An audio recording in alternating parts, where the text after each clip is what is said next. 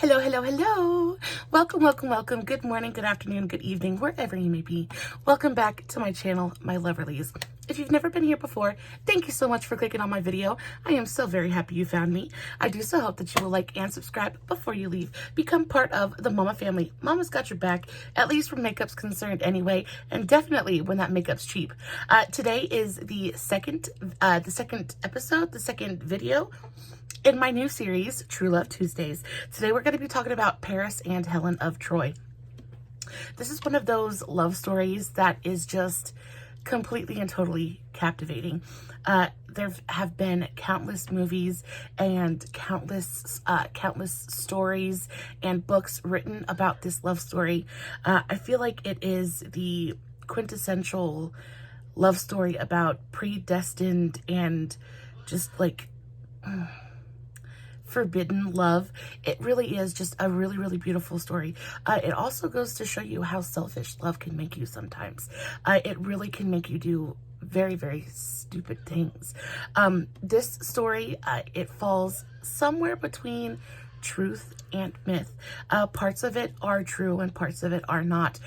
I'm going to go over the more mythical version today, just because I feel like that's a little bit more romantic and it's a little bit more fun to tell. So that's what I'm going to do.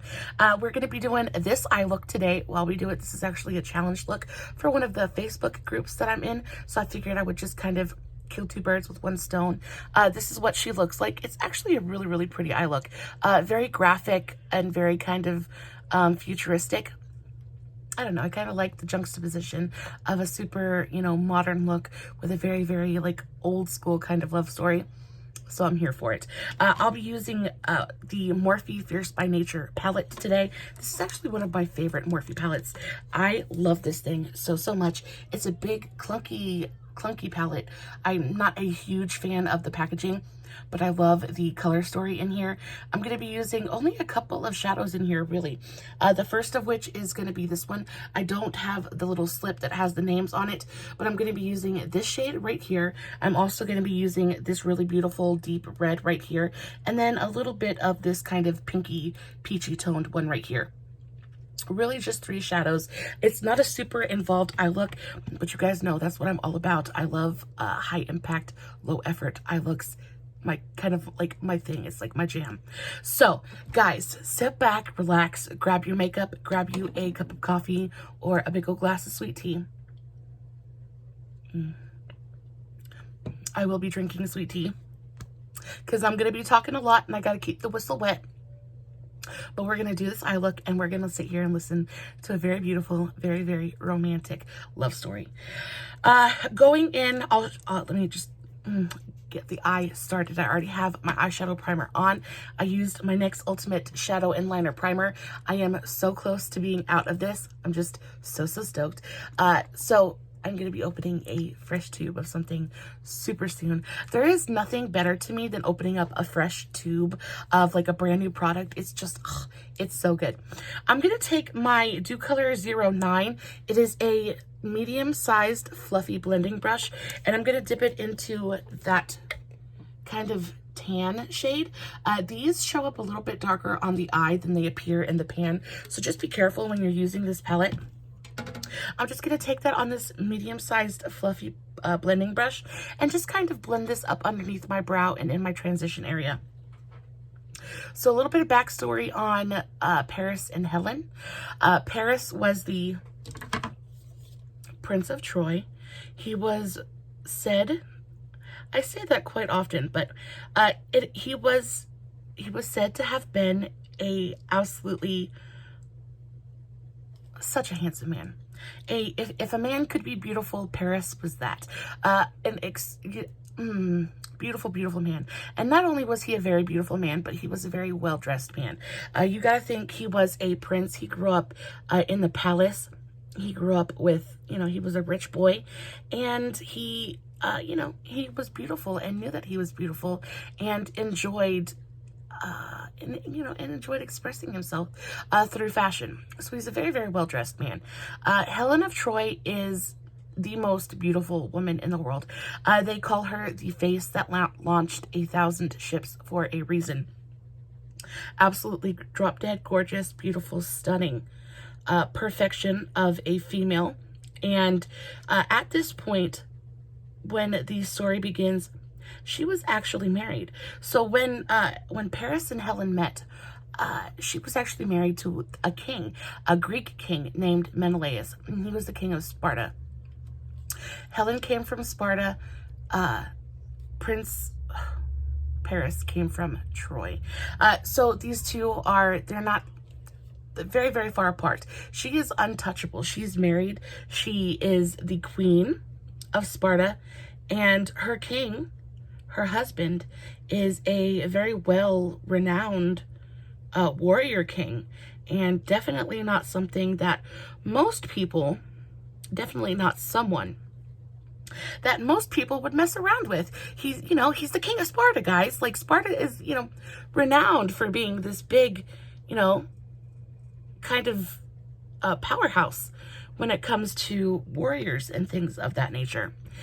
So in the beginning of this story, it starts out not with Paris and Helen, but with two unknown, well, they're known, but they're not super important to the story. So a very famous warrior was getting married, and because he was a very famous warrior, he invited all the kings and queens and all royalty to attend his wedding. So everyone is in attendance. So all the royalty, and we're not even talking about like mortal royalty. We're talking about like the gods were in attendance at this banquet and at this wedding as well. So Zeus was in attendance along with Hermes, and then of course you have Zeus's queen, the queen of all of the immortals, who was Hera. So Hera is the wife of Zeus. You've also got in attendance Aphrodite, who we all know is the goddess of love. You've got Athene, who is the goddess of wisdom, and then everybody's there. Everybody's laughing and making merry and having fun, right? Well, the only person that was not invited was the goddess of strife, and we can all imagine why we wouldn't want the goddess of strife at our wedding. It's supposed to be a wonderful, beautiful day, full of joy and laughter and merrymaking, and to invite the goddess of strife to your wedding is kind of just like holding a match to a gallon of gasoline and saying, oh, well, I hope it doesn't go off. Like, you just don't do it. Well, the goddess of strife was super, super PO'd because she was the only immortal not invited to the wedding and decided to take revenge on, the immortals. And Zeus in particular. So what she decided to do was she showed up at the height of the ceremony.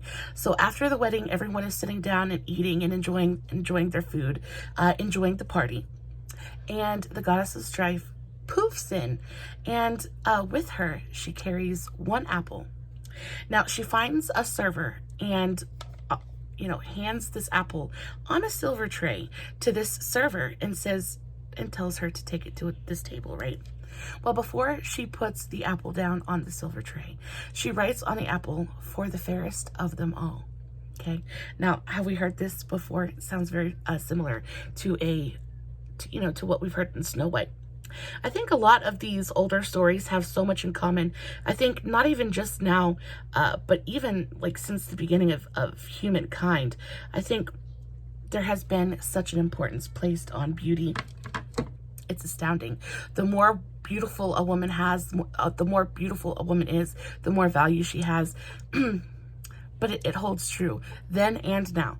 So before she puts the apple down on the silver tray, she writes on the apple, "To the fairest of them all." She tells the server to take this apple to the table where Hera, Athene, and Aphrodite are sitting. They're sitting together, they're eating, they're enjoying their day. So the server goes and he places down the apple, and all three of them instantly see the writing on the apple and reach for it. This is where things get tricky. So I've just kind of blended that up underneath my eyebrow, and kind of faded it down towards my crease just so there's no harsh line there. I'm going to take a flat kind of packing brush. This is my Dew Color 08. It's just kind of like a detail packing brush. And I'm going to go into that really beautiful red shade right here. So this is more of a crimson, and this is more of like a softer, more, it's more of a blue toned red. And I'm going to take that and start packing that on the corners of my eyes and kind of mapping out a wing with this color. So instantly, all three goddesses reach for this apple. And in doing so, start an argument. And right then, the goddess of strife is mollified. She is happy. Her work is done. They're gonna fight. They're gonna fight now because each and every one of those goddesses think that they are the absolute most beautiful thing known to mankind, right? So Hera, who again is the queen of all of the gods, she is married to Zeus. She says exactly what I just said. I am the queen of the gods. Obviously, I am the most beautiful. Therefore, the apple is intended for me. Nay, nay. Nay, nay, says Athene. She said, I am the goddess of wisdom. I know all that is worth knowing. Therefore, beauty is wisdom, and wisdom is beauty. I am the most beautiful of all. And then here comes Aphrodite. Aphrodite says, you sweet, sweet, sweet things. Of course it is me, the most fair of all. I am the goddess of love. I am, of course, the goddess of love because I am the most beautiful. I am the most beautiful woman there ever was or ever will be. Of course the apple is intended for me. Now, guys, let's not forget that they're goddesses and they have nothing but time. They have nothing but time to sit there and argue about who the most beautiful woman on the planet is or who the fairest of them all is. And because they can't agree, no one eats this apple. Well, this goes on for centuries. This argument goes on for centuries and centuries and centuries until finally Zeus is so fed up with hearing these women argue about who the most fair of all is. He suggests, well, why don't you guys settle this with a beauty contest? And this is the first thing that all three goddesses have agreed on, ever. They said, okay, yeah, okay, we'll have a beauty contest. That will settle it for sure. So they all talk and, they all agree that the person that should judge this should be the most beautiful and well-dressed and most fashionable mortal man that they could find. And of course, here enters Paris into our story. So Paris is at the foot of a mountain hunting and stumbles across all three goddesses standing under a tree. And he's absolutely stunned. He is flabbergasted. He's never seen so much beauty in one place before in his life. So he stands there and he stares because could you imagine what would you do if you just suddenly happened upon three goddesses, three of the most beautiful goddesses there ever were? And of course you're a man and you just kind of stand there drooling. Well, along comes Hermes, the messenger of the gods, with his winged sandals. And he comes up to Paris and he says, Zeus has an honor to bestow upon you. And Paris says, of course, I will do anything for Zeus. The king of the gods asks something of me, and I will do my best to provide it. So Hermes then explains to him that Zeus would like him to give this apple to the fairest goddess of them all. And of course, all three goddesses are conveniently standing right in front of him. And he looks at the apple. He accepts the task. He accepts the honor. And he sits there and he's looking at the goddesses and he thinks, how am I supposed to, how do I pick just one? They're all so beautiful in different ways. So he says, Athene, the goddess of wisdom, has the most beautiful, bewitching, enchanting eyes. He says they literally dance. He says that Hera has the most beautiful, silky smooth, white, flawless skin he's ever beheld. And then there's Aphrodite, and Aphrodite has the most charming and beautiful mouth he's ever seen in his life. He cannot pick, he cannot decide. And so they stand there, locked in silence, while he tries to figure out and puzzle out in his brain who the fairest goddess of them all is. And Hera, not used to having to wait for anything. She's the queen of the gods. She wants what she wants, and she gets what she wants. She says, if you give me the apple, I will give you more power than you have ever dreamed of. And then, of course, I'm having such a hard time remembering these names. But then, of course, Athene, not to be outdone, says, I'll give you the gift of wisdom. You will know anything and everything there is to know. You will be the most wise man in all the world. And then here comes Aphrodite. And, you know, Aphrodite says, what do you need with power and wisdom? Those things you already have. What I can offer you is something that you do not possess and have no hopes of possessing. I can offer you the love of the most beautiful woman in the world. Right then and there, Paris is hooked. Hook, line, and sinker, okay? Because at this point, he's seen from afar Helen of Troy. He knows that she's married to Menelaus, and he knows that she is out of his reach. He can never possess her, but again, she is the most beautiful woman in the world. He was in love with her from the moment he set his eyes on her, and has wanted and longed for her since then. And he thinks that with, you know, Aphrodite's gift, there's hope. There's hope. So immediately he gives the apple to Aphrodite. Well, Hera and Athene fly back to Mount Olympus and immediately go to Zeus and start whining and griping because they cannot fathom that they lost, right? And Zeus right then and there knows that trouble is brewing, because they tell Zeus what Aphrodite offered Paris. And Zeus, being Zeus, knows all, already knows that he's going to go get Helen. So we're going to pause the story. I want to show you guys what I have going on real quick. So this is what the eye look looks like so far. I just kind of mapped out my wing, and then I faded that shadow in towards the center of my lid. I also packed it onto my inner corner just above my crease, just so you can kind of see the continuous line. I'm not going to connect it. I'm going to leave the center empty, but just so you can see how the line would kind of connect and follow through the eye socket. I'm going to take the same brush and I'm going to dip into this light pinky, like corally peachy color, this one right here, and I'm going to use that to kind of fade in and blend the edges of the red so it doesn't look quite so stark. I'm just going to kind of pack that slightly overlapping the edge of the red. I love you, honey. Be careful. Oh, well, I love you too. Pack that slightly overlapping the edges of the red, still leaving the center of the lid pretty bare. Just like that, but I want to make sure that the red is like super blended and I don't have any harsh lines or edges anywhere.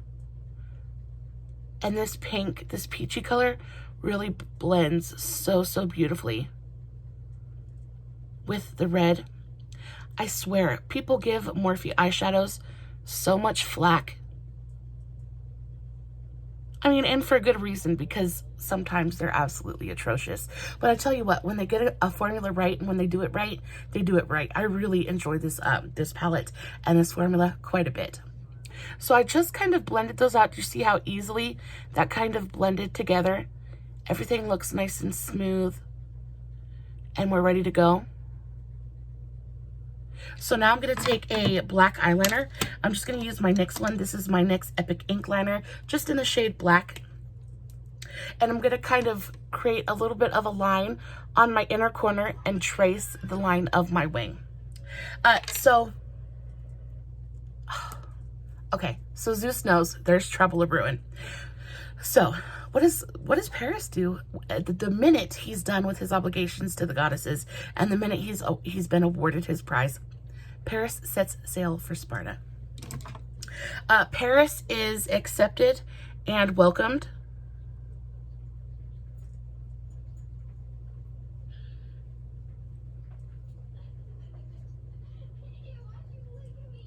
with open arms by the king of Sparta, Menelaus, and his wife, Helen.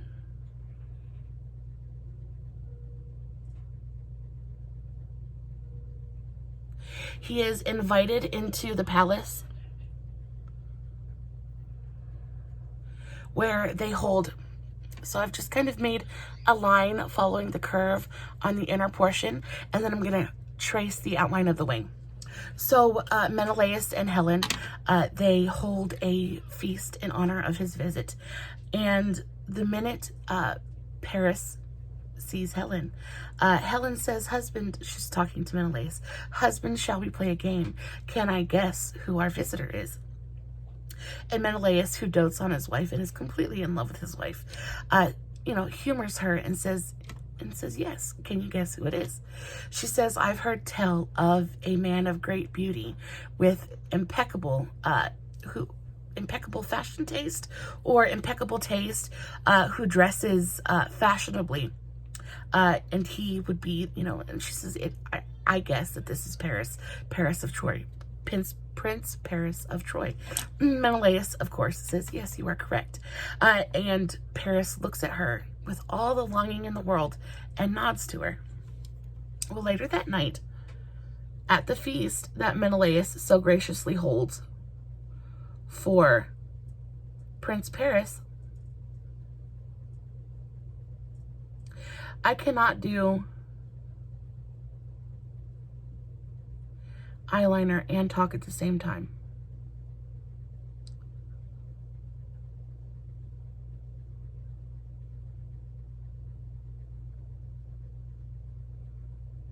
Okay, so that night at the feast that they're holding in honor of Paris and in honor of Paris's visit, before, they sit down and enjoy their meal, for some reason, Helen empties a potion into the mead that makes men forget their cares and enjoy themselves for the rest of the night. So everyone drinks this. The king mostly drinks this potion, drinks this mead laced with potion, not poison, but potion. It's like a happy pill, in a drink.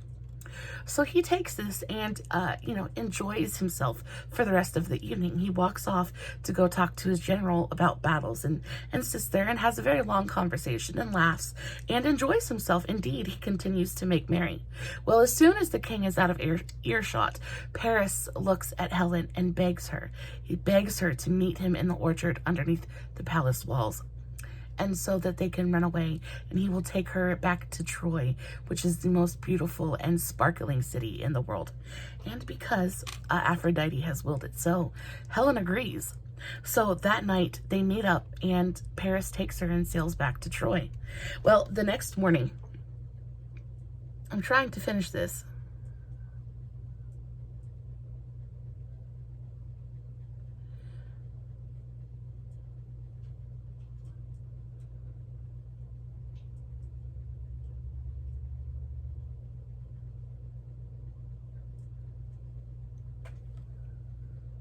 It's not as black as I would like it to be. My pen's trying to dry out. But you can see what I did there. I just kind of traced the shape of the wing.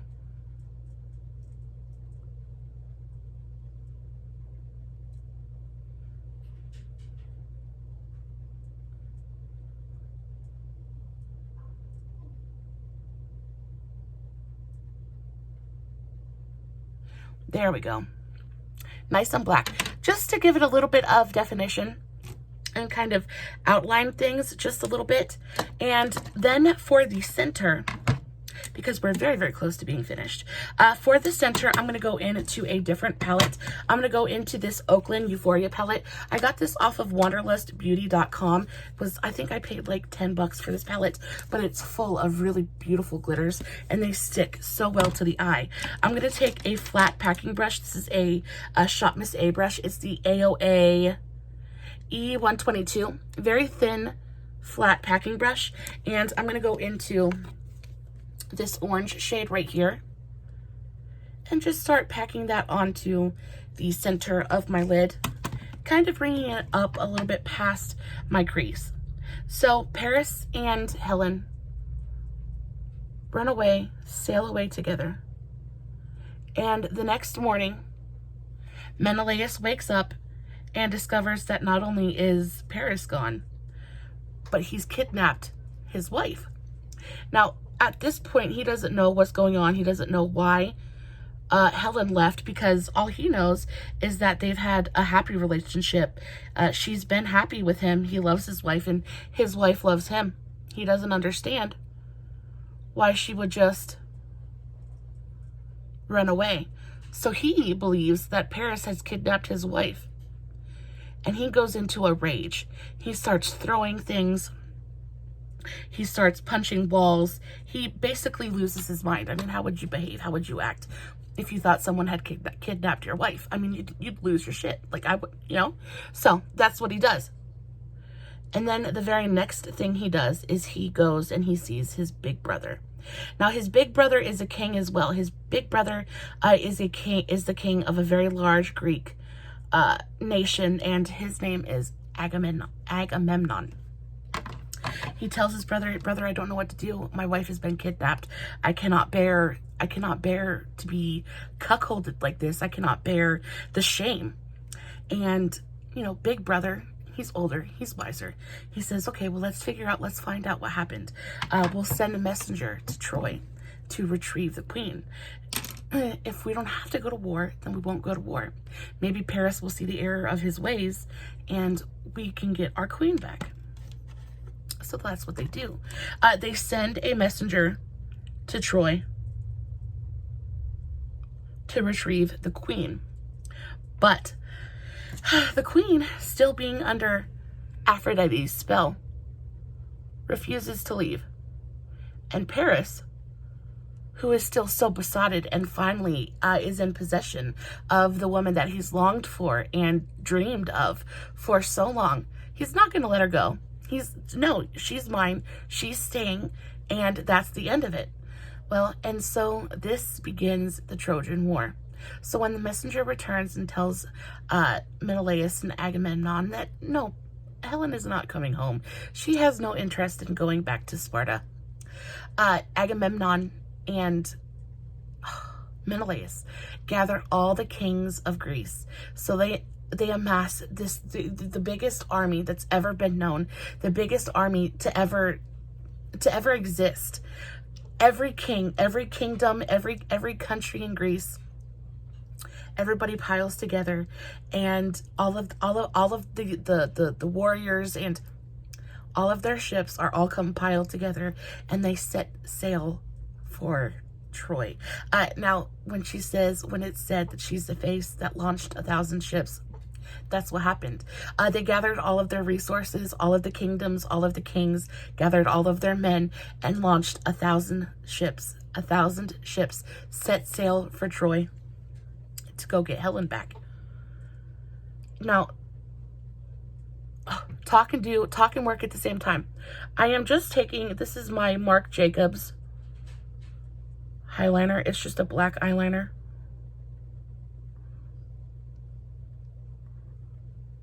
And I'm just using it to line my upper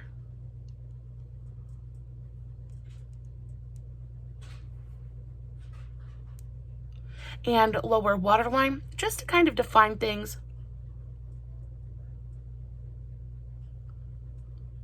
Help my lash line look a little bit fuller. And then I'm going to go on to the bottom lash line. I'm going to go back into that first big fluffy brush that we used and back into that first transition shade that we used. So this one right here. And I'm just going to lightly buff this underneath my eye on my lower eyelid, along my lower lash line, just to get a little bit of color down there. I don't want to take too much away from what we've got going on the lid, but I just kind of want to gently tie everything together.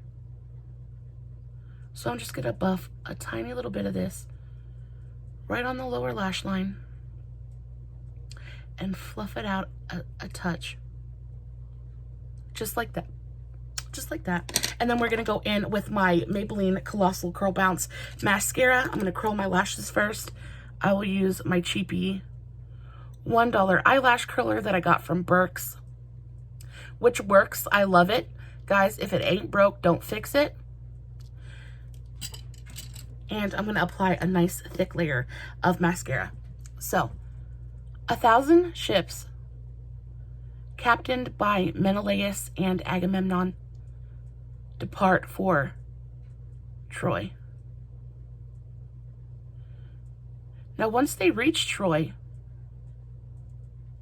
they find that the walls of Troy really is a magnificent city. It really is it is the sparkling gem of the world, the most beautiful city in the mortal world right now. So they get to Troy, and it's impregnable. They can't get in. They can't get in. They try for 9 years. They try for 9 years to get into Troy, and it can't happen. So after 9 long years of trying to bust down the gates and get into the city, Agamemnon comes up with a plan. He says, okay, we surrender. We surrender. You can have Helen. We're done. We don't even want her anymore. Take this gift as a sign of our surrender. And they deliver a giant horse, a giant wooden horse, to the gates of Troy. Now, Paris and his father and Helen, they're all ready for the war to be over. They're terrified. Their people are suffering. It's been 9 long years. They're ready for everything to be over. So they accept this gift. Now, this is where the saying, beware Greeks with gifts, comes from. They accept this gift, right? And not only do they accept it, but y'all, they open the doors and they bring this giant horse right into the center of the center of the city. So that night, the very same night that the horse was delivered, the men that were hidden inside the horse sneak out, and they go to the gate tower and they open the gate for the rest of the Greek army. And that same night, Troy falls. Troy falls and Helen is retrieved. And I don't know much more about what happens after that because I couldn't quite find out. I don't know if they killed Paris or what, but I do know that Menelaus recaptured Helen and he returned with her to Sparta, where they lived happily for the rest of their lives. And guys, that is today's True Love Tuesday. I really think that this story just goes to show you that if it's not meant to be, it's not meant to be. You can have the backing of the gods. You can have, but if the fates decide that that's not your person, that's not your person. It's very similar to what goes on now. You can try and you can try and you can try to hold on to something that you know is not right and is not the right thing for you. But in the end, if it's not right, it's not going to happen. Guys, I love you so very much. I hope you enjoyed today's True Love Tuesday. Hope you enjoyed the eye look we came up with as well. I have one tiny little touch left. My dogs out there are losing their freaking mind. I'm not sure why. But this is the Profusion Bright Lights Neon Liquid Liner. This is in the shade Strobe. It's a really beautiful orange. And I'm just going to take this, and this is totally optional. If you like the way that this looks without the line, you definitely don't have to add it. But it is part of the challenge look for my group. So I'm going to take this.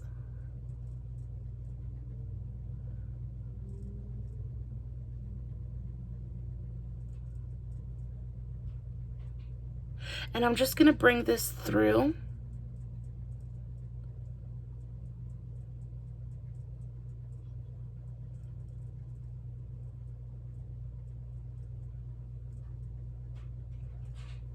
The top of my transition, just to add a little something.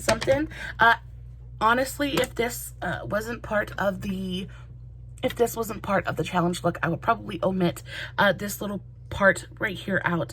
I kind of like it better without the orange, but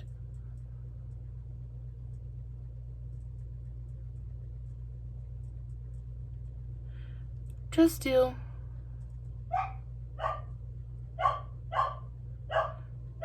she is losing her damn mind out there. Just do a little bit of a line. I'm definitely going to put a brown liner with this look and go with like a super nude lip. I will probably use my suede lip liner in this, my NYX suede lip liner in the shade Downtown Beauty with my, ooh, I'll probably use this one. This is my Lottie London Slay All Day lip color in the shade Work It, Work It. So I'll probably use this one. It's a really, really pretty cool toned brown, but I think it'll look pretty with like the orange and red together. I think that'll look nice. Guys, that's it for me today. I love you so, so very much. I hope you have a beautiful rest of your day. If there is anybody that, or any kind of love story that you would like me to tell next, let me know in the comments below. I will have everything that I used in today's video listed in the description box below, along with, I don't know, telling you how much I love you. Guys, until next time, stay safe, take care of yourselves, and remember, you're important. Oh, also, I will have the link to my Facebook page, Make It For The Everyday Mama, as well as my Instagram handle in the description box as well. I always post finished pictures over on my Facebook page. I post them on Instagram too, so if you're an Instagram gal, you can check them out there. Yeah, I just feel like you can get a better look for what's going on my face in a picture, because you can like zoom in and stuff. I never use any filters. I never use any filters, and it's anything like that on my videos either. So what you see is what you get. This is me in all my glory, guys. One last time. I love you so much. Till next time. Bye.